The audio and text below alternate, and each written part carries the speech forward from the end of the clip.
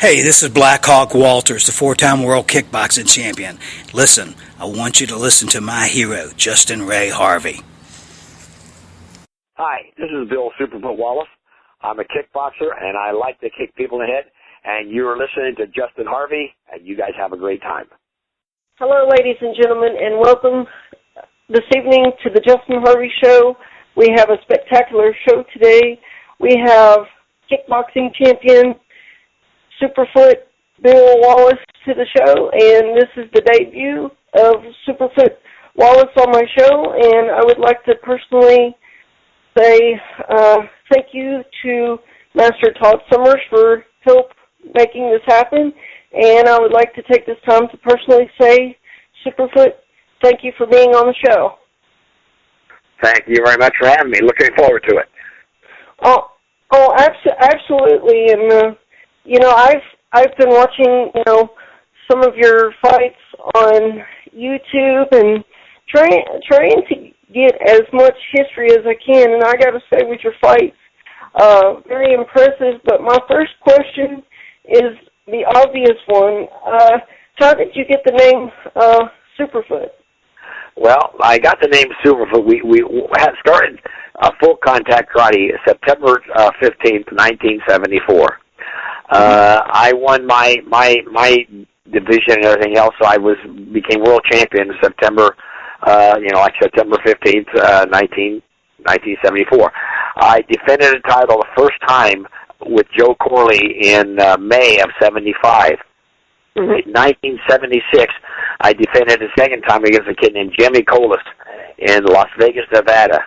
And I kicked him in the second round. I hit him in the head with a roundhouse kick that nobody could see. And they had to play, it was live CBS Sports Spectacular. They had to play it back several times to where they could see the actual kick take place. And they played it over and over and over again. Then the president of the Professional Karate Association at the time, a guy named Don Quine, was at a Lakers basketball game. Mm-hmm. And he went back to the concession stand, and above the concession stand was this sign that said Super Foot Long Hot Dogs. So that's where the Superfoot came from. I was named after a hot dog. Wow, that's amazing, and it's a legendary name. It's one of those things. And I do know that you actually starred in a few movies. Can you talk a little bit about that? Well, the first movie that I did with Chuck Norris called The Force of One, and had an absolute blast. Chuck was probably about 1967, and we'd been friends for a long time. And then he called me up and stopped by the school in Memphis when I was teaching at the karate school in Memphis, and asked me if I would like to take part in the film. And I said, sure, of course. Mm-hmm. And I got to be the bad guy. I was the bad guy. I played Sparky. I died really good. Oh, wow. So, were you and Chuck? I know y'all were friends, but were y'all very competitive when it come to the ring, or? We never did fight. We worked out with each other, but we never did fight. So, which is just as fine, because he's a great guy, and we did spar a lot, and but he's a super champion himself in his own right. Mhm. And you also recently here was inducted into the Martial Arts Hall of Fame, and I saw the acceptance speech with Master Ken, and Master Ken kind of roasted you a little bit there. The one they had out in Los Angeles. Yes. Yeah. Last year I think it was. Had a ball. Had an absolute great time up there, and it was very nice of Jim Thomas and the Hall of Fame people to induct me into that. I really enjoyed it. Mm-hmm. And I've also had Jim Thomas, Grandmaster Jim Thomas, on the show. He is a wonderful guy. If you take the time to talk to Jim Thomas, I would encourage anybody to do so, because he's a really, really nice guy. So yeah, good guy. To mention too, Superfoot, my Grandmaster Frank Dukes thinks highly of you, very, very highly of you. So, well, thank him very much for he's a good guy himself. I would have liked to have seen him fight sometime. Absolutely, and if you could do anything in your career, would you change anything, or Is there anybody that you would have want to compete against that you never got to? I had an absolute ball. I wouldn't change anything. Couple times I wish I wasn't where a guy got punched, where I got hit and they didn't. I wish I would have changed that, but as far as the competition goes, I wouldn't have changed anything. I had an absolute ball. I just love the competition.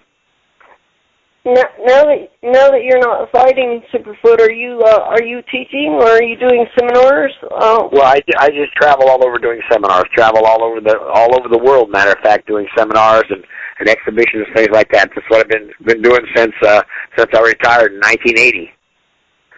Wow. Yeah, it keeps me off the street. Yeah, exactly. Because nobody wants to end up on the street, and times are really rough nowadays. I mean, well, it's life is what you make out of it, and if you just do what you do, there's other things you can do. And luckily for me, knock on wood, that I've been very well blessed with being able to still train and still work out and still do everything. So I've been very, very lucky with that.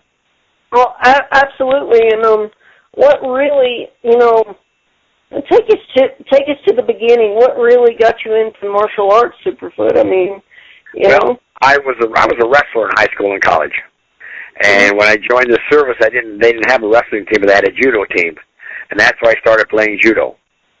And then I got hurt playing judo, and then I started doing the karate training. And from the karate training, started competition, and then from the competition, started doing the kickboxing. Now, did you ever? I couldn't find it, but did you ever fight Don the Dragon Wilson at any time?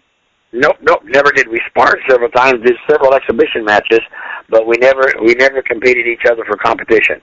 Because I was actually watching a video of one of his demonstrations, and he said that you taught him a kick or something. Yeah, well, I worked out with him. Just before he started competing, I worked out several weeks, I guess it was, and he superb. He was absolutely superb. And I want to get your thoughts on Benny the Jet. Benny is a superb fighter. Benny was absolutely fantastic. He's one of those guys that was just one of those phenomenal fighters. Just absolutely fantastic. Fast, strong, could take a shot. Very diverse. He could throw anything. He could throw all combinations, all the techniques. Very, very superb. Absolutely wonderful. And we're good friends. Anybody that knows you knows that you've done a lot in your career. What is your goals and expectations for 2014? I mean, because obviously you've done a lot, Superfoot. Well, my goals for 2014 is still continue doing what I do. Have fun with the training and spend time with my wife Jane and have a good time and just have a wonderful time and just keep training, keep my body in good shape and just keep helping out people and working with people and learning and playing and have fun the rest of my life. Now, when you were training, did you have several different instructors, or did you have just me? I had one. My training instructor when I was kickboxing was a guy named Bevo Covington in Memphis, Tennessee. He taught me the boxing techniques. I did the kicking part of it, and he did the boxing, and it worked absolutely perfectly together because I stand sideways when I fight, and that was absolutely phenomenal. Well, honestly, sir, I've heard the past few days, and I've heard in videos and in my surroundings, and they tell me, you don't want to get kicked by Superfoot. I don't kick hard. I just try to make it quick. I don't kick hard. I just try to get you to walk into it. So it's quick to the point to where the person wouldn't realize it until they're possibly on the ground, and be like, do what? You mean quick to the point to where the person wouldn't realize it? No. Just try to get them before they can react to it. Quick, and try to get them to walk into it so the combination gets them to do all the work. And quick to where it's easy, because there's always somebody out there stronger than you are. So I just try to be quick and sneaky and deceptive. Oh yeah. And I gotta say, Superfoot, even though you're fine with not fighting Chuck Norris, I think that would have been one heck of a match. Right, it would have been. It would have been. We would have had a wonderful time.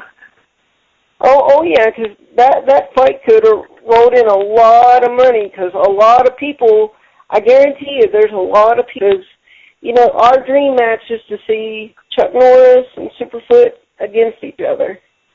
Yeah, well, we're old now. We are old now, so that's not going to happen. And we might have a tiddlywink match, or might have a checker match. I'll play Chuck in golf.